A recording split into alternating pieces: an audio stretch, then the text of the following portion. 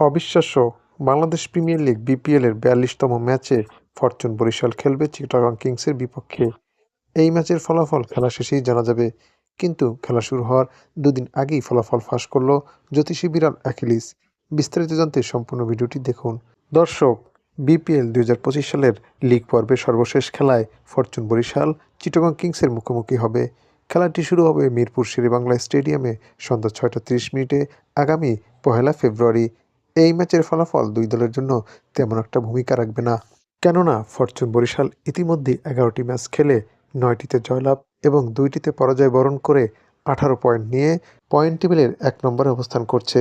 সেই সাথে কোয়ালিফাই করেছে বিপিএলের প্লে অফ লিগে। অপরদিকে চিটাগং কিংস ১১টি ম্যাচ খেলে ৭টিতে জয়লাভ এবং ২টিতে পরাজয় বরণ করে পয়েন্ট টেবিলের ৩ নম্বর অবস্থান করছে। তারাও মোটামুটি প্লে অফে এক পা দিয়েই রেখেছে, যদিও কোনো দুর্ঘটনা ঘটার সম্ভাবনা নেই।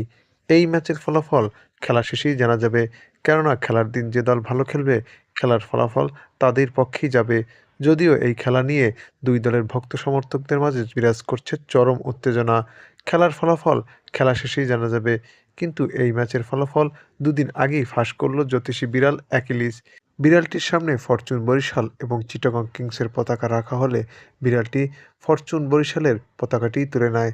তাই বলাই যায় এই ম্যাচে চিটাগং কিংসের চেয়ে ফরচুন বরিশালই এগিয়ে থাকবে।